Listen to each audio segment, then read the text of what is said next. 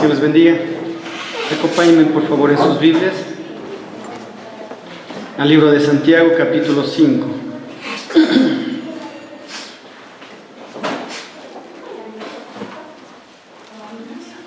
Perdón, capítulo 1.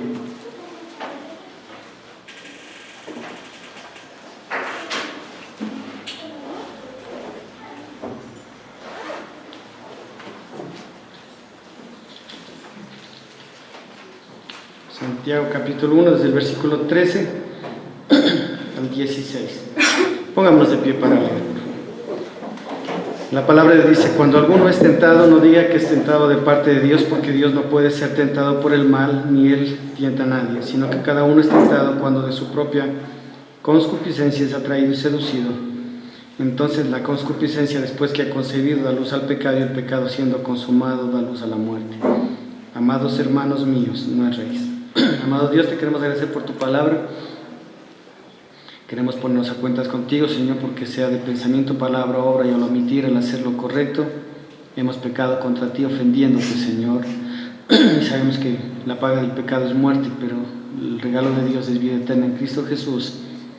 Y todos aquellos que por tu gracia hemos sido regenerados, hemos sido llevados a la comunión contigo por medio de Cristo, podemos acercarnos a ti humildemente y reconocer nuestras culpas, pedirte perdón y confiar plenamente en que hemos sido limpiados por la sangre del Cordero de Dios. Amado Dios, esta palabra que va a ser predicada, que sea predicada con la sencillez, la transparencia y el poder que tú la diseñaste para que tu pueblo sea edificado en justicia y en verdad. Señor, te agradecemos por todo lo que has hecho en nuestras vidas, lo que haces, lo que harás. Te agradecemos por los hermanos que por la razón que sea no hayan podido venir. Te pedimos que los cuides, los guardes, los guíes, y que este día podamos todos vivir para tu gloria y para tu honra, sin saber lo que mañana nos depare, confiando en que tú, bendito Dios, nos cuidas y nos guardas. Te agradecemos, Señor, en nombre de Cristo Jesús. Amén y amén. Tomemos asiento.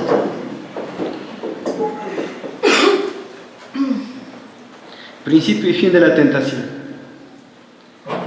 Así como el Dios de los cielos ha creado fundamentos y ha puesto ese fundamento principal en Cristo, la roca angular, la roca de nuestra salvación, igualmente Satanás tiene fundamentos.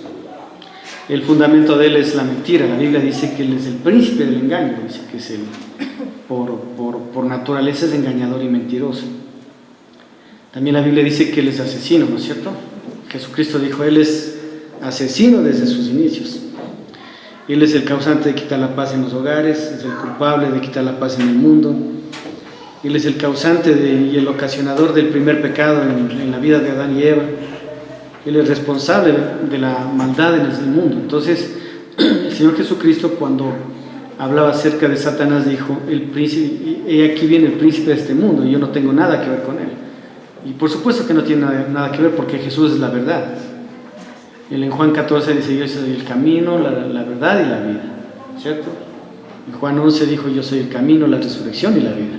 Entonces habla de la verdad. Y no puede haber dos verdades. No puede haber tampoco haber medias verdades. La verdad es verdad. Y la palabra de Dios es verdad. Nosotros confiamos en eso. Y todo lo que la Biblia enseña, nosotros como cristianos confiamos que es la absoluta verdad. Nosotros no creemos que la palabra de Dios es palabra de hombre, es palabra de Dios. Es verdad, Él, a través de la gracia concedida a cada uno de los hombres que Él llamó para inspirarles a través de la obra del Espíritu Santo para que sea escrita, utilizó el carácter de ellos, el temperamento de ellos, utilizó. Por eso nosotros vemos a hombres emocionales y sentimentales como Jeremías, ¿no es cierto? Vemos a hombres un poco más fuertes, como el caso de Moisés, un hombre muy fuerte. Y lógicamente el carácter tenía que ser así para soportar a más de 5 millones de personas y llevarlos en el desierto y guiarlos. Debía ser un hombre debía tener un carácter fuerte, no podía ser un hombre frágil. Pero vemos que Dios, a través de la palabra, transforma la vida de las personas y las cambia. Por eso, asimismo, como Dios tiene sus fundamentos y está fundamentada su verdad en la palabra de Dios, que es Cristo mismo, podemos confiar en que también esa palabra es fiel, como Él. ¿No es cierto? El Salmo 119 dice claramente: fiel es la palabra, ¿no es cierto? Fiel la palabra, dice: lámpara es a mis pies tu palabra y lumbrera en mi camino. Es decir, la guía para un creyente no puede ser los conceptos propios de nuestra naturaleza o de experiencias, que a veces nos pueden ayudar en ciertos tópicos de la vida. Pero para un creyente, la norma de vida es la palabra de Dios. Es el fundamento de nuestra fe. Esa es la fe que ha vencido al mundo, es la fe que ha vencido al diablo. Es nuestro conocimiento, nuestra confianza en la revelación máxima de Dios a través de su palabra en la persona de Cristo. Bien dijo el autor del libro de los Hebreos, dice: habiendo en la antigüedad Dios hablado de muchas maneras a través de los padres, a través de los profetas, hoy ha decidido hablarnos a través de su Hijo, al cual, dice, confirmó como heredero y coheredero de todas las cosas. Entonces nosotros podemos confiar en la palabra. Ahora, Satanás es el principio de la tentación, es el fundamento de la tentación. Es por naturaleza tentador. Y dio su mejor ejemplo y un golpe terrible cuando en el huerto del Edén él se introdujo, imitando la forma de la serpiente, y tentó a Eva, ¿no es cierto? Y la Biblia dice eso en 1 Corintios, que tentando a Eva, él la sedujo a Eva. Y la forma de seducir de Satanás no es mostrándole las consecuencias, porque si Satanás mostrara las consecuencias de las tentaciones o del pecado, o sea, seguro no pecaríamos. Pero él hace ver como que el pecado es un derecho que tiene el hombre. Por ejemplo, es que tienes derecho a vivir tu vida, ¿no es cierto? Es que es tuya vida, vívela como quieras. Es que tienes derecho a liberarte de esa mujer o a liberarte de ese hombre y ser feliz. Y a través de esos supuestos derechos que Satanás sutilmente ha introducido en la sociedad, es que la sociedad está como está. Entonces Satanás, a través de la sutilidad propia de él, ha introducido fundamentos en el corazón del hombre. El apóstol Pablo en 2 Corintios capítulo 10 dice: derribando todo argumento y toda altivez. Estos argumentos y estas altivez son puestas por Satanás. Son logismos, son pensamientos filosóficos, son incluso huecas sutilezas, dice la Biblia. O sea, son seducciones que hasta cierto punto de vista al ser humano le parece lógico, pero que no está fundamentada en la verdad de la palabra de Dios. El tentador por naturaleza quiere hacernos ver a lo malo bueno y a lo bueno malo. Este príncipe que reina sobre el planeta Tierra, sobre el ser humano, especialmente sobre el mundo que no le conoce a Cristo, es capaz de hacerle pensar al ser humano, y muchas veces al cristiano, que los conceptos de vida propios de la naturaleza humana de por sí son buenos, que el corazón del hombre, el corazón del ser humano no regenerado es bueno, es bondadoso, porque muestra ciertas actitudes bondadosas que simplemente son resquicios de la imagen de Dios deteriorada a través del pecado. Porque cuando Adán y Eva pecaron, la imagen fue distorsionada, pero no se perdió toda la imagen de Dios, no se perdió. Por eso una madre que no conoce de Dios, que no es salva, a su niño le da de comer, pues, le da de lactar, atiende a su esposo, cría a sus hijos, y hasta cierto punto muchas personas que no son salvas tienen comportamientos que parecerían que son piadosos, pero no es producto de la piedad en Cristo, sino es producto de esa imagen que no totalmente fue distorsionada. Satanás es el iniciador de la tentación, pero nosotros debemos darnos cuenta que como el obedecer a Dios es una opción, el caer en la tentación igual es una opción.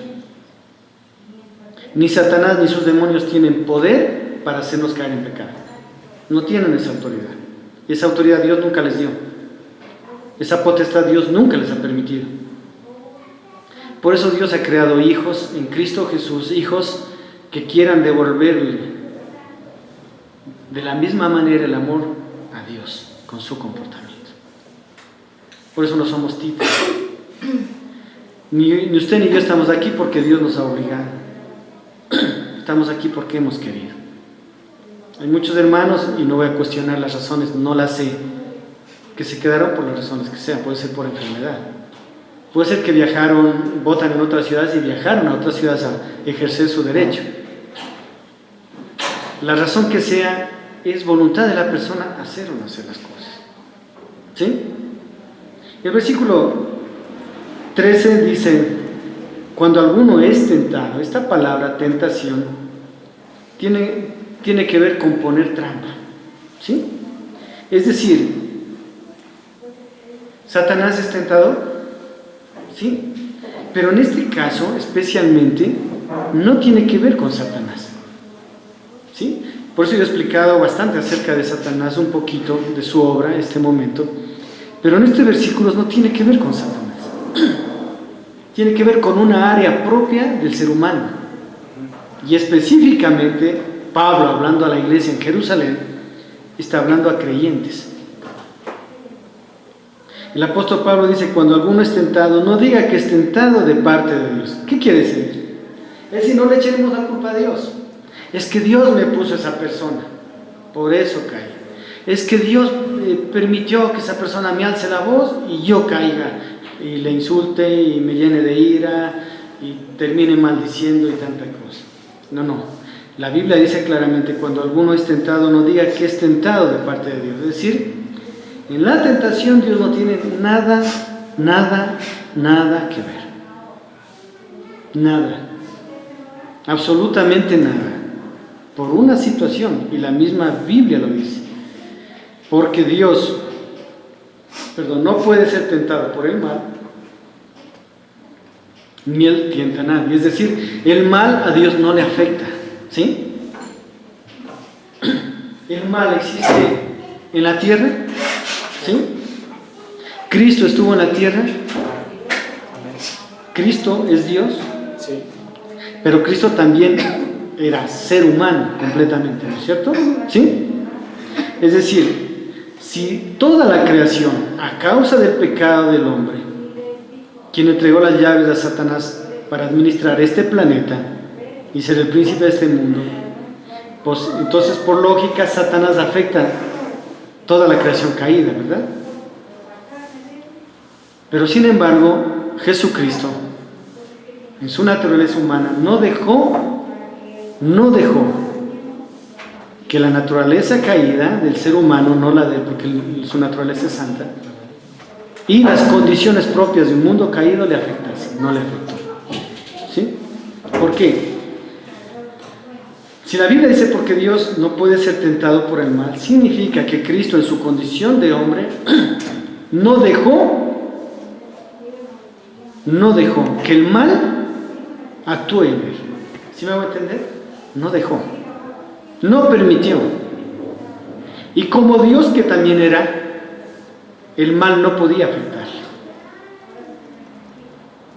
Ahora, si Dios no puede ser tentado por el mal, y la Biblia está cita en el versículo 13 dice, ni Él tienta a nadie, es decir, Él no pone tropiezo a nadie. Él no pone tropiezo a nadie. La pregunta es, ¿por qué? Si hay una clase de tentación la cual es producida por el diablo, la Biblia también, de acuerdo al versículo 14, existe un poder en nosotros, ¿sí? Existe un poder en nosotros para pecar. El apóstol Santiago, Santiago dice de una manera clara en el versículo 14, sino que cada uno es tentado, ¿sí? Entonces ahí no habla del diablo, sino que habla de que uno mismo a veces se pone trampa, ¿sí? Uno mismo se pone trampa. Y esa trampa comienza en la mente de la persona. Esa trampa comienza en filosofar cosas que la Biblia no enseña.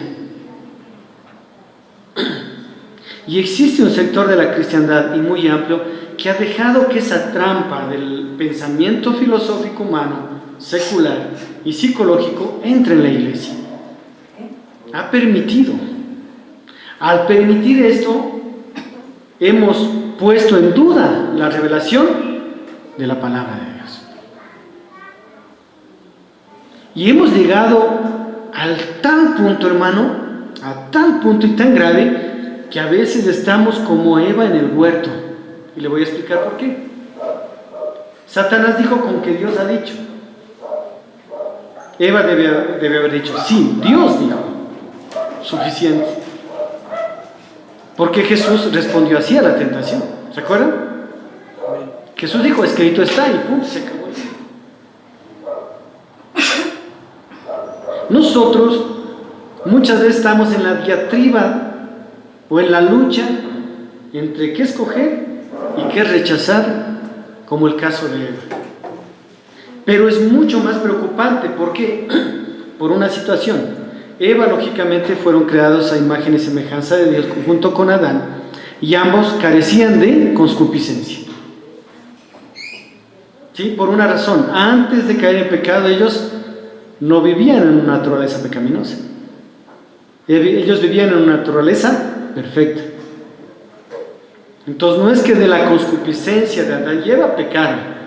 Cuando Satanás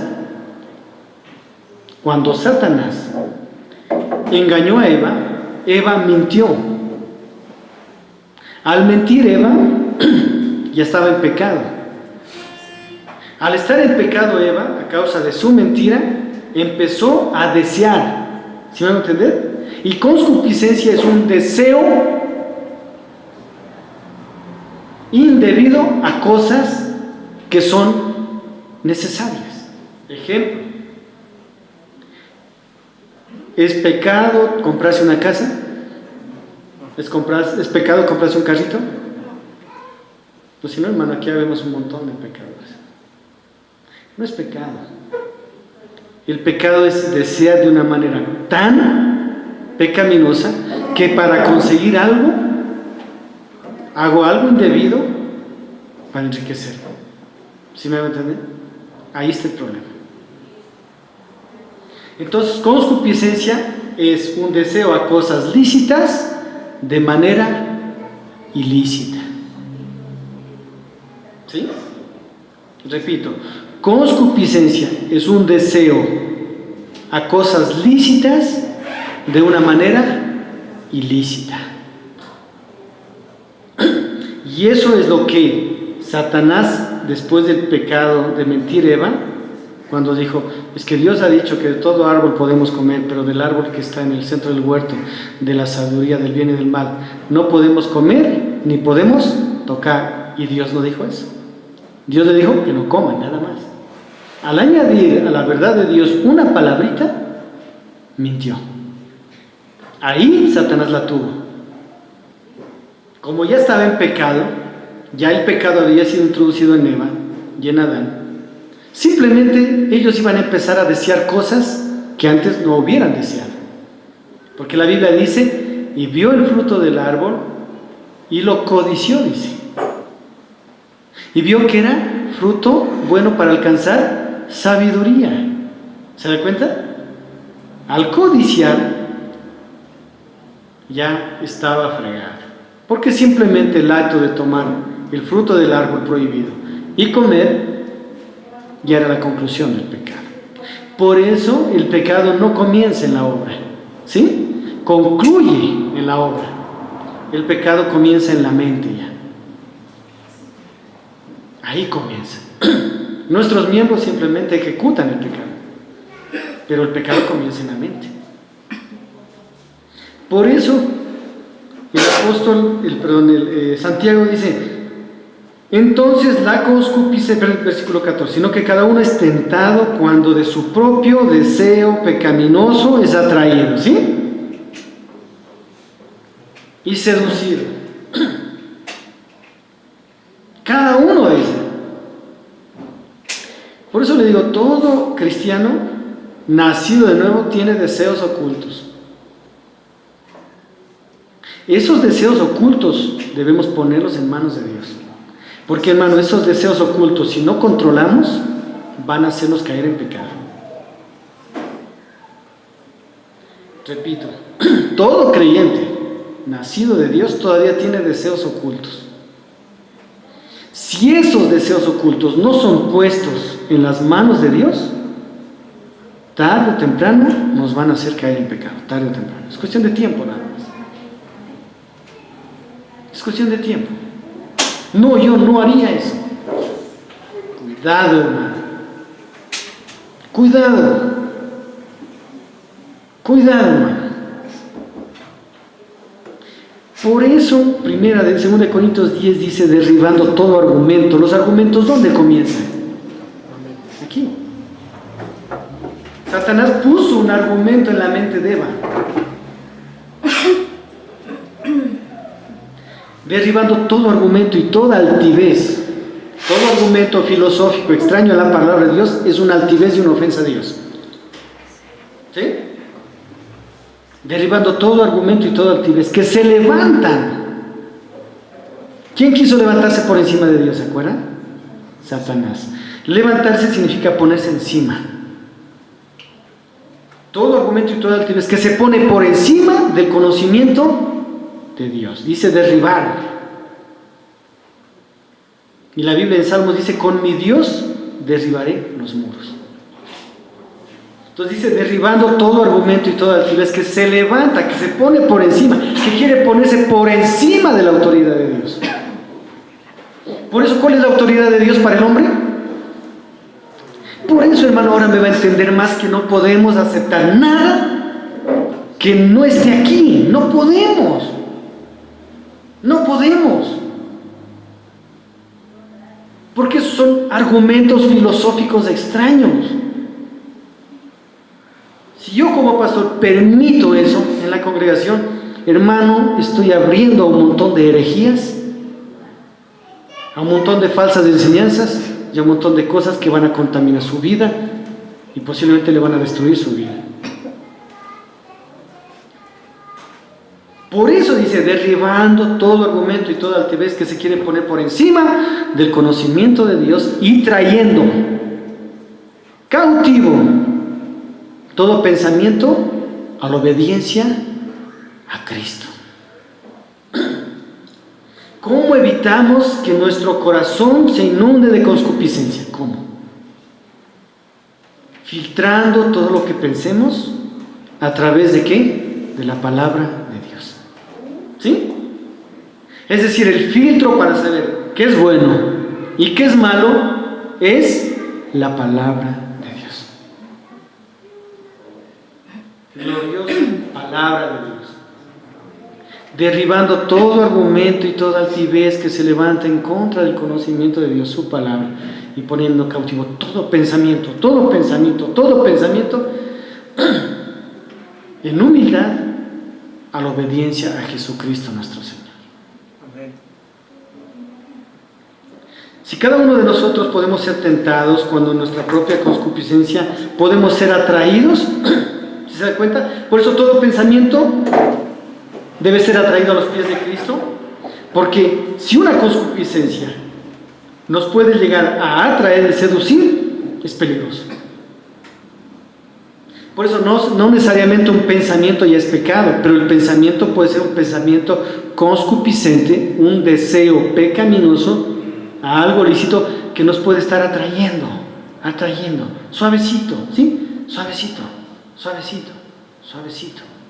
La seducción a las cosas lícitas de una manera ilícita no son así. Es gradual.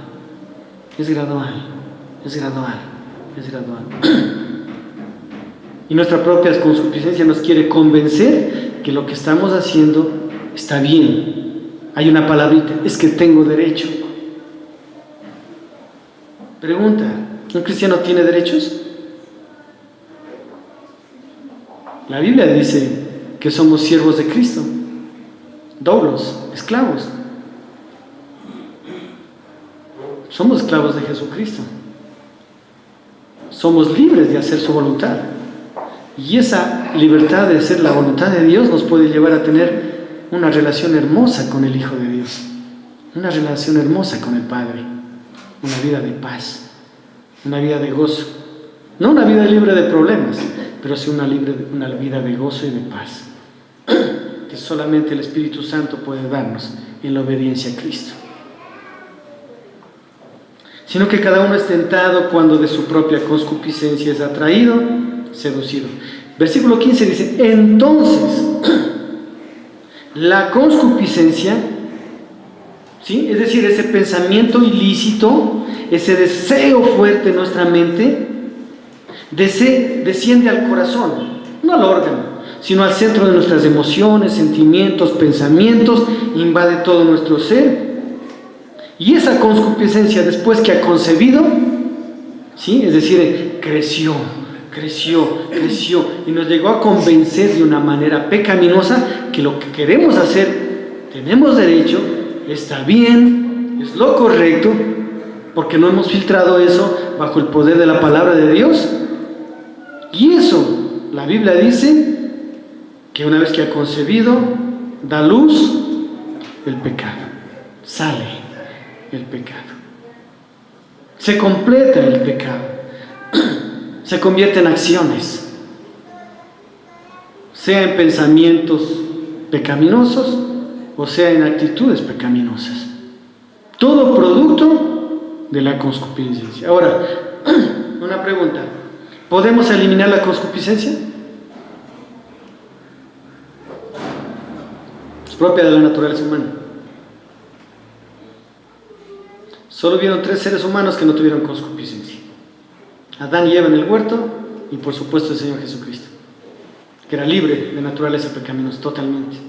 El resto, todo ser humano, Pablo, Pedro, Abraham, Esteban, Calvino, Lutero, MacArthur, todos, absolutamente todos, incluyendo los que estamos aquí, los que no han venido, todo ser humano tiene concupiscencia. O sea, incluso cristianos tenemos deseos que debemos controlar. Debemos controlar. Si la concupiscencia, después de que ha concedido la luz al pecado, debemos leer lo que es el versículo 15: y el pecado siendo consumado da luz a la muerte. En el ser humano sin Dios, a la condena eterna. En el ser humano con Dios, en aquel que es salvo cuando cae en pecado, pérdida de la comunión con Dios. Inmediata, pérdida de la comunión con Dios.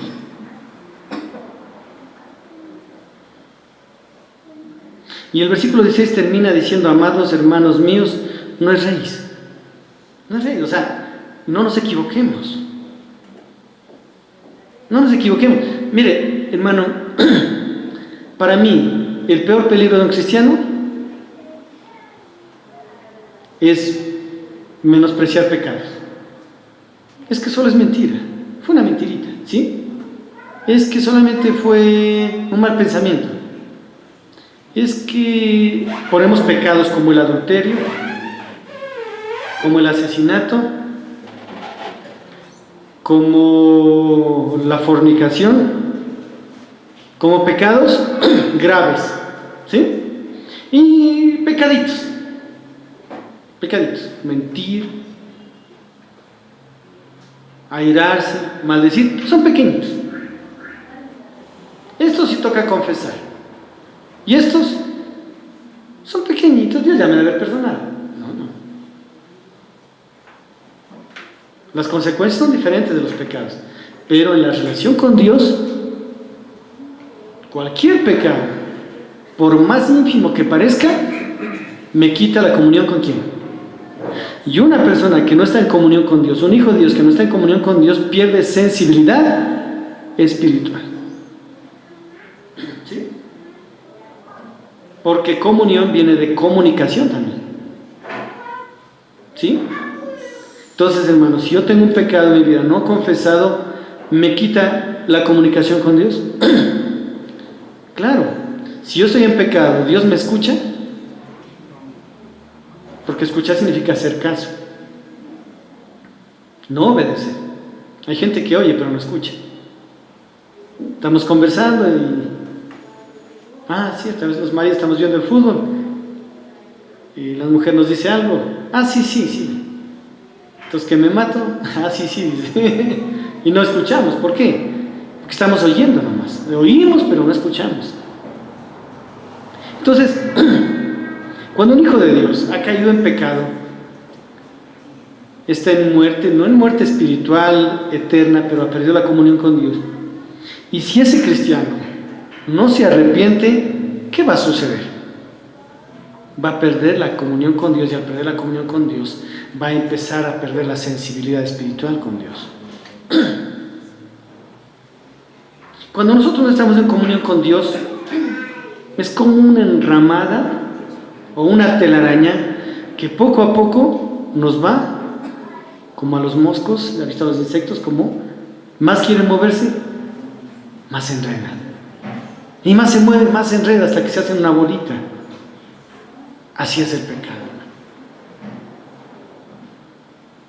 Y el pecado es una telaraña que tiende a envolver al creyente, y al hacerle perder la comunión con Dios podemos estar pensando que lo que estamos haciendo es lo correcto.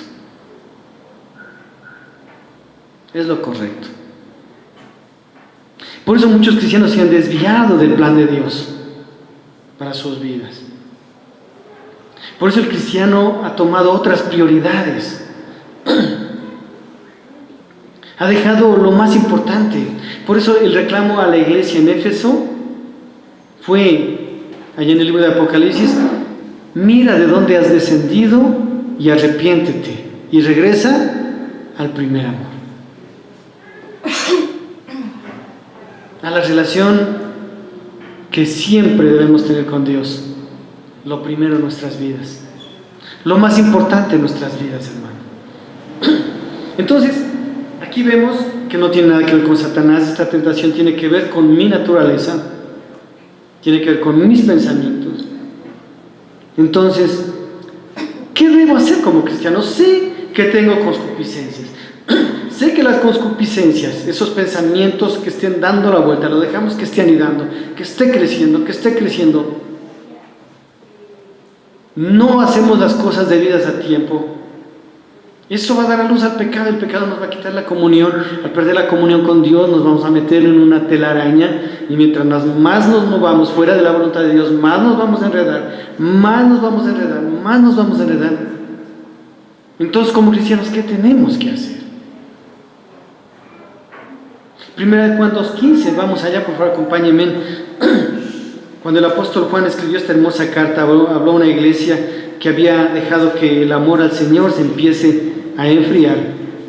Primera de Juan capítulo 2, porque si usted ve el carácter de la epístola de Juan, toda la epístola habla más de 20 veces la palabra amor.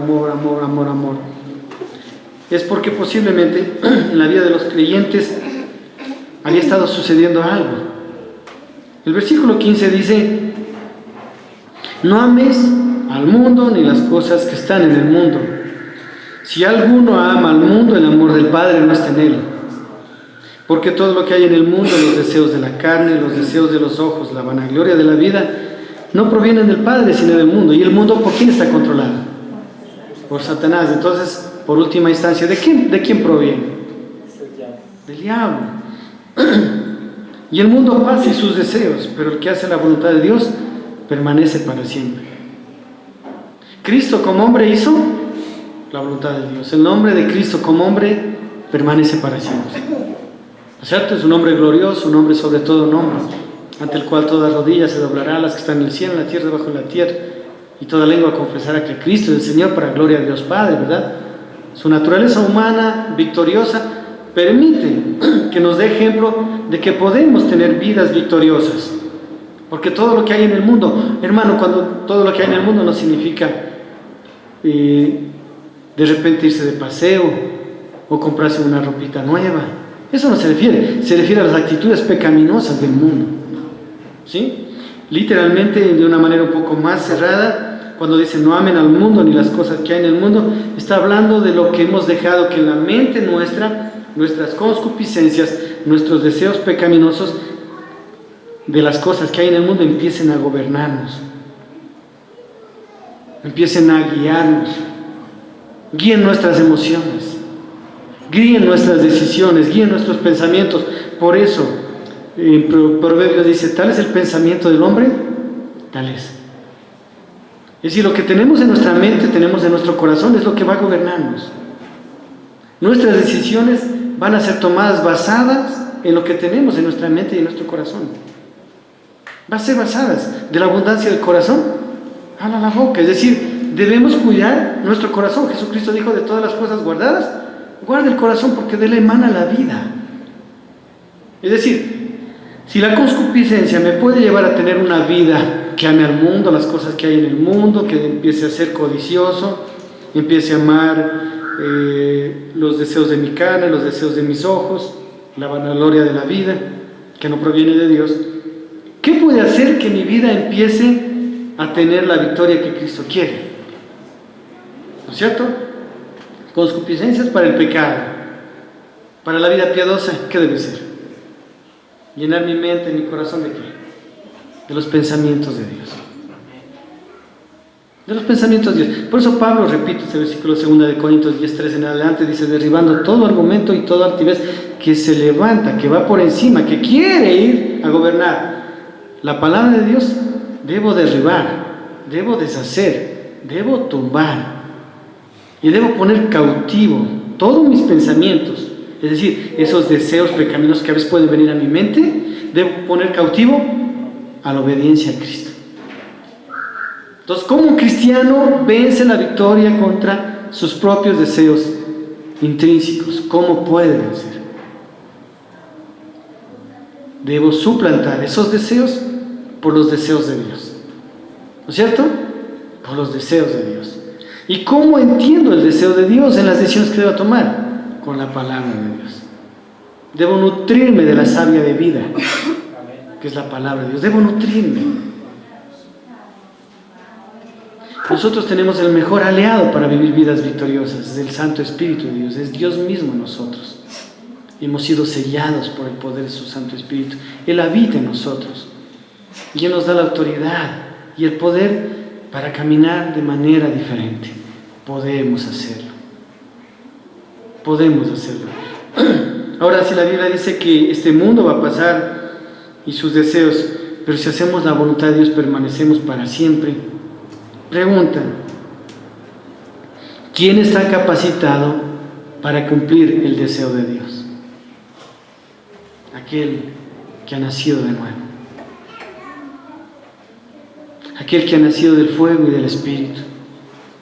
Aquel que ha nacido del agua y del Espíritu.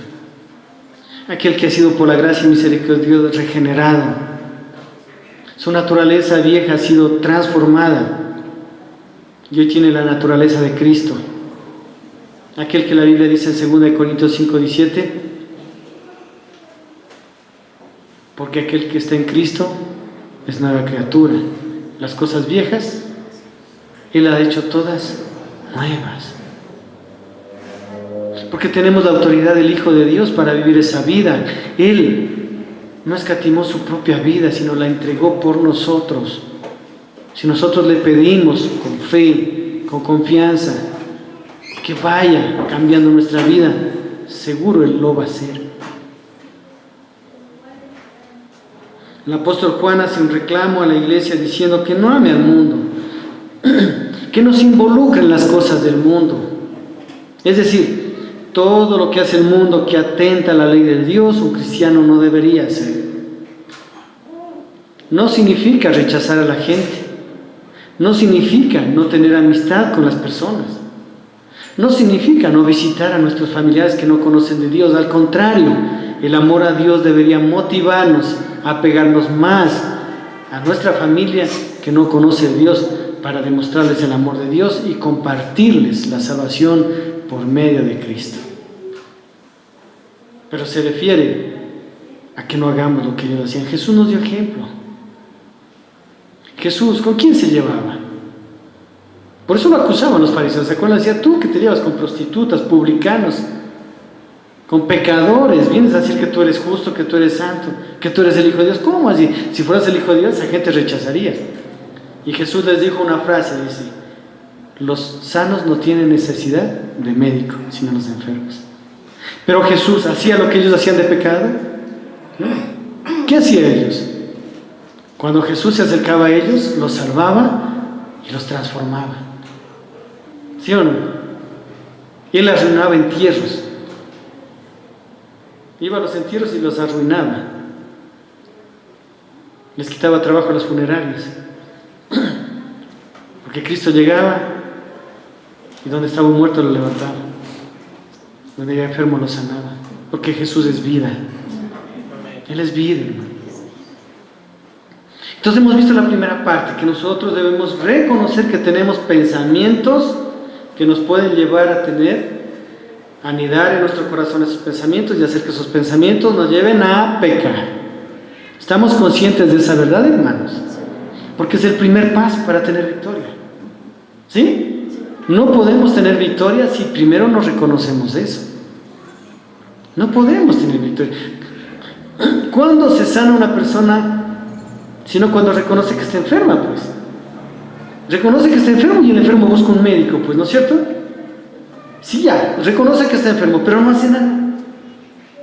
Entonces el primer paso es reconocer que tenemos todavía pensamientos, todavía tenemos argumentos, filosofías que contradicen la palabra de Dios. Segundo, que estos pensamientos nos pueden llevar a amar al mundo y las cosas que hay en el mundo. Mire, si Eva reconocía que la voz de Satanás, la voz de este animal hermoso, porque era un animal hermoso en ese tiempo, Hashá, no era la voz de Dios, iba donde Adán y ambos iban donde el Señor, le creían a la palabra de Dios, sino no a la voz de un extraño, ¿sí? No hubieran permitido que caigan en pecado, no hubieran caído en pecado. Entonces, reconocer que mis pensamientos todavía son contrarios a la voluntad de Dios, que estos me pueden llevar a amar al mundo como le pasó a Eva. Eva, que cayó en las redes de Satanás, empezó a codiciar. Ella antes no codiciaba, a desear sabiduría por otro lado. ¿Sí? ¿A quién podían preguntarle cualquier cosa que no entendían? A Dios, y todos los días descendía al huerto. Pero empezó a querer obtener sabiduría por un lado inadecuado. Por eso, hermano, la sabiduría, yo no hablo de las ciencias, de las artes, de las profesiones. Para estudiar, ingeniería química tiene que estudiar análisis matemático, química orgánica, inorgánica y todas esas cosas. Eso no lo va a encontrar en la Biblia, hermano. No va a encontrar en la Biblia. Pero si yo quiero alcanzar la sabiduría de Dios, yo no voy a ir a un texto de matemáticas, ni voy a ir a un manual de meditación trascendental de los budistas. Yo no voy a ir, hermano. Si yo quiero sabiduría de Dios, me voy a ir a la Biblia. ¿Sí? Entonces, reconocer que hay un pensamiento en nuestra mente, reconocer que eso nos puede llevar a amar al mundo, las cosas que hay en el mundo, y apartarnos de la comunión con Dios. Eso me va a llevar a reconocer lo que dice 2 Corintios 10:3, que yo debo poner cautivo todo pensamiento mío a la obediencia a Cristo. Debo obedecer a Dios. Debo obedecer a Dios. Mi deleite está en guardar tus mandamientos, dijo David. Mi delicia es eso, guardar tu palabra. Para nosotros como cristianos, nuestra delicia debe ser que la palabra de Dios abunde en nuestro corazón para vivirla de una manera victoriosa. Repito, para nosotros como cristianos debe ser el anhelo, el deleite, que la palabra de Dios no solamente more en abundancia, sino que también a través del Espíritu Santo podamos vivirla en abundancia. Juan 10:10 dice que el enemigo no vino sino a hurtar, a matar y a destruir, mas Jesús vino a darnos vida y vida en abundancia. Esa vida abundante no es en el cielo, hermano. Esa vida abundante es aquí. Aquí podemos vivir vidas de victoria contra el pecado. Podemos. En el cielo, por supuesto, una vida súper abundante, hermano. Pero aquí el cristiano puede tener una vida abundante. Podemos aprender a luchar contra las tentaciones. Pero nosotros tenemos que aprender a reconocer que hay tentaciones. A reconocer que tenemos lados frágiles que nos pueden llevar a pecar. Hermano, el desconocimiento del enemigo es segura derrota en la batalla. Hasta Jesús dijo, si un enemigo viene a hacer guerra contra ti y ves que es más numeroso, ¿qué les dijo? Anda, hermano, llévale una ofrenda de paz y ponlo de a buenas, porque si no haces eso te va a terminar destruyendo. ¿No es cierto? Jesús dijo que planifiquemos. Jesús nos enseña a planificar. Jesús no enseña que seamos desprolijos de nuestra vida. Jesús no enseña que el cristiano sea desorganizado. La fe del cristiano no es una fe que lleva a ser desorganizados. La fe del cristiano lleva a que seamos organizados en todas las áreas. ¿Usted en sus negocios lleva contabilidad? ¿O no sabe ni cuánto gana ni cuánto gasta? Hay que llevar contabilidad. ¿O no? O sea, no, lo que antes. ¿Sabe cuánto es su balance mensual? No. ¿Así vive? No, hermano, los cristianos. Vea, un cristiano debe aprender a vivir con presupuesto. Eso no es pecado. Eso incluso le va a evitar tener ruinas económicas. Hay gente que gasta más de lo que gana. No sé por qué se me va esto. Eso no es tener fe. Es que la Biblia dice, el pan nuestro de cada día, dánoslo hoy. Wow, qué explicación teológica. Y Jesús dice otras cosas, en otras partes de la Biblia dice otras cosas para la enseñanza. Es igual en la vida espiritual, hermano. Si yo no tomo en cuenta lo que Dios me llama, si yo no conozco mis limitaciones, si yo no conozco o desconozco las áreas débiles de mi vida, pregunta, ¿voy a tener victoria? Debo conocer al enemigo para saber cómo lo ataco.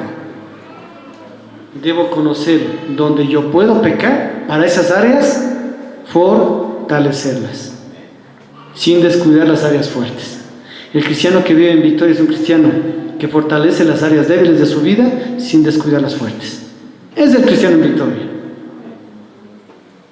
Si un cristiano sabe que tiene problemas con la mentira,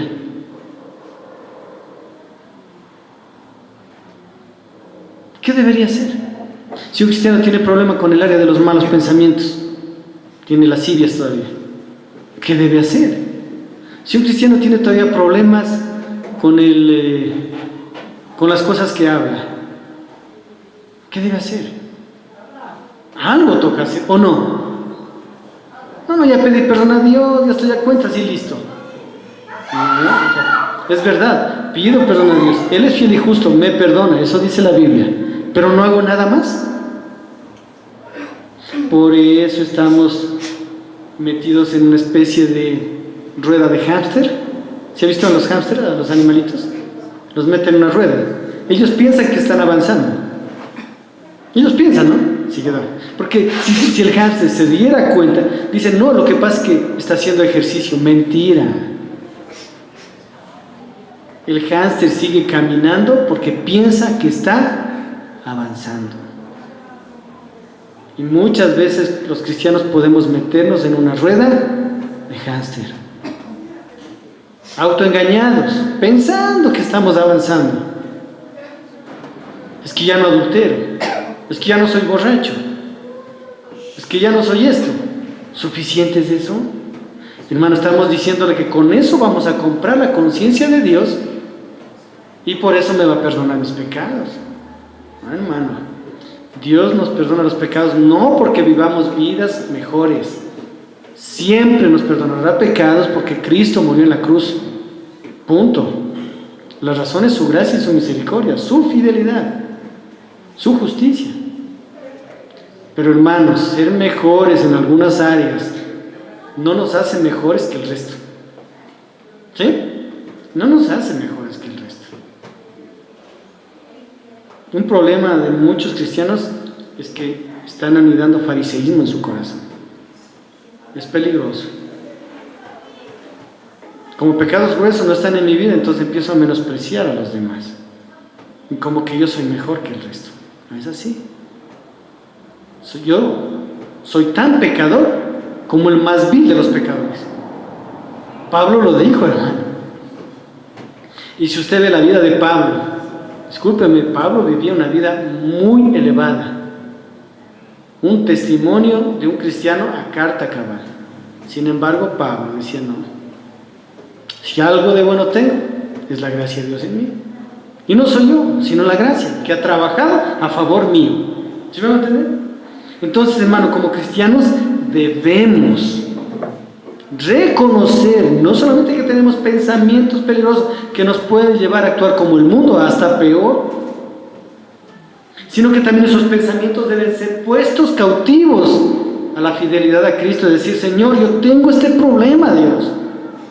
Esto me está haciendo pecar continuamente y ya no quiero pecar contra ti. Perdóname, pero Señor, también ayúdame. ¿Sí? Al poner nuestra vida, la fidelidad a Cristo, Dios algo hará, hermano. Si usted pone su vida delante de Cristo, ¿Dios va a hacer algo? Yo creo que sí, hermano, porque Romanos 12:1 dice el apóstol Pablo: os ruego, hermanos, por las misericordias de Dios, que presenten vuestros cuerpos.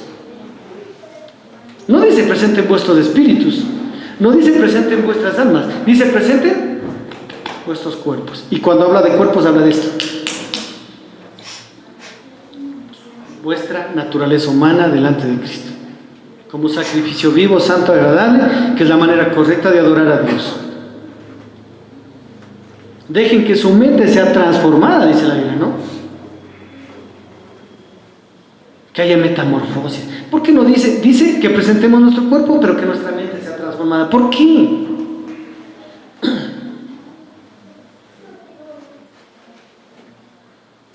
Dice primero, no se amolden a este mundo, ¿no es cierto? Sino transformaos mediante la renovación de vuestro entendimiento. Esa palabra es muy importante.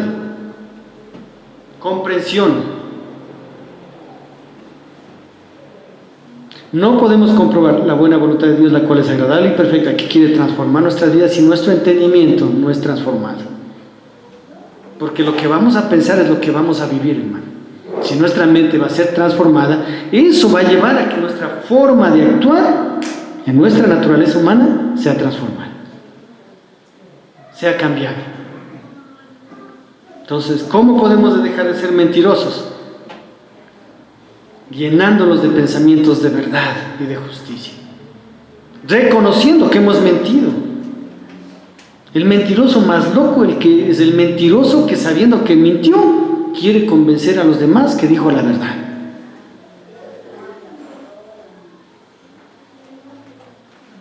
Mi esposa tiene un dicho, dice que podemos mentir a los demás, pero hay dos personas a quien no podemos mentir: a Dios y a nosotros. Porque el que se miente a sí mismo es loco, hermano.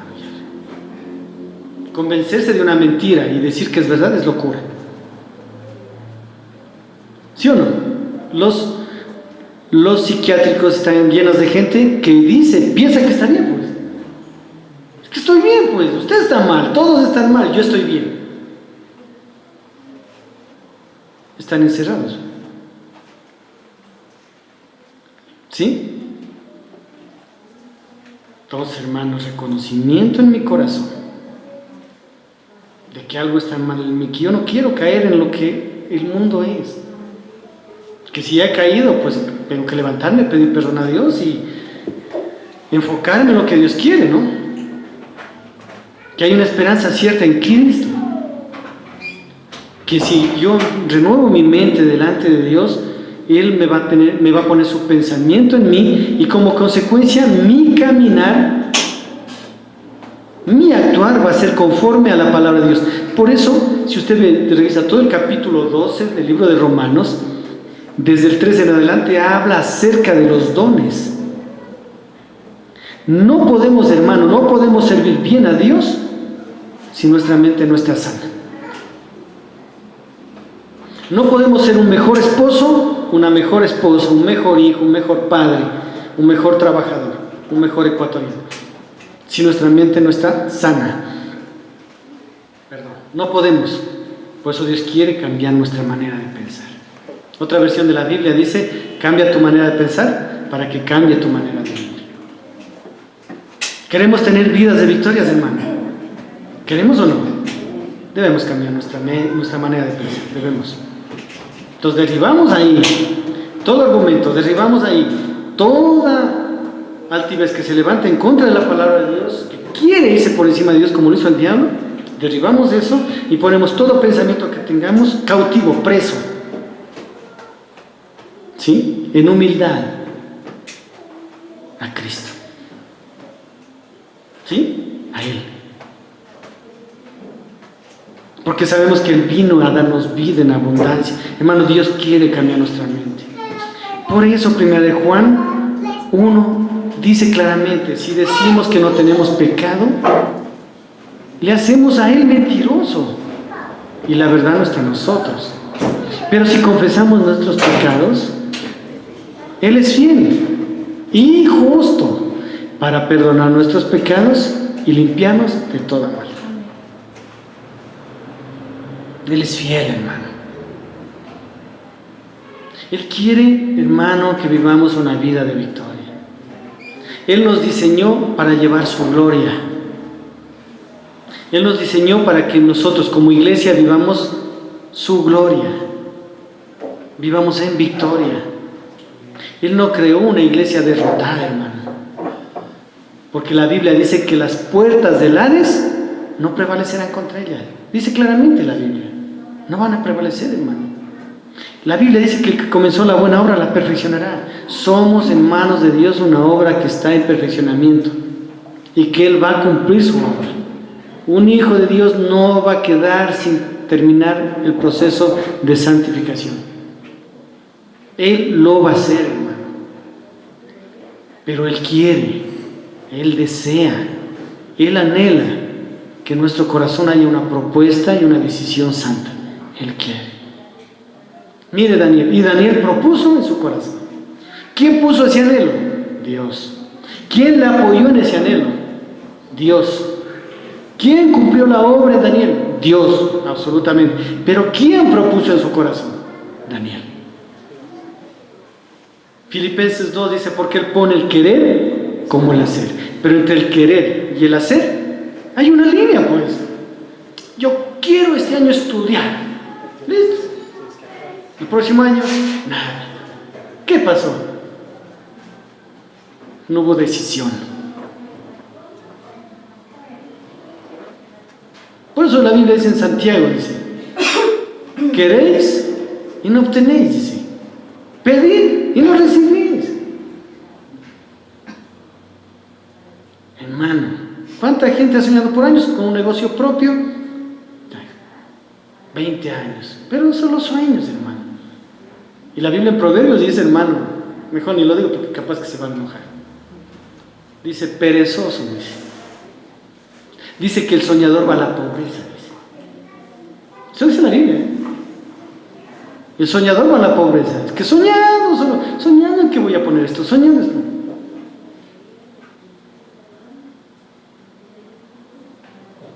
Querer. Y el hacer es de Dios. ¿Dios quiere que dejemos esos pecados ocultos? Pregunta. ¿O no? Ya. ¿Dios quiere obrar a nuestro favor para que los dejemos? Es lógico, hermanos. Él es santo. Él nos ama. Él quiere que damos vida de victoria, hermano. Discúlpeme. Él no nos creó para ser derrotados. Porque usted sabe, en esencia, la iglesia es victoriosa. ¿O no? Porque la iglesia, ¿dónde llega? Al cielo, pues, hermano. Entonces, un grupo de hijos de Dios que llega al cielo es iglesia, y es una iglesia victoriosa, pues, hermano. Pero en la vida de la tierra, la iglesia, cada cristiano tiene que, entre el querer de Dios y el obrar de Dios, tiene que haber decisiones.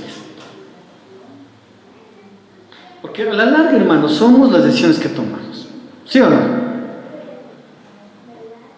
A veces por facilismo voy a seguir esta profesioncita. Es que es bien facilito. Dicen que los profesores ni van. Ya listo. Pero las recompensas a futuro, ¿qué van a hacer? Sin trabajo, tantas cosas. Hay profesiones que son demandantes. ¿Sí o no? Toca 17, 18 horas al día, hermano. Se duerme a veces 2, 3, 4 horas. Pero después de su tiempo da su recompensa, pues. Los unos pasaron de farra toda la profesión. Y después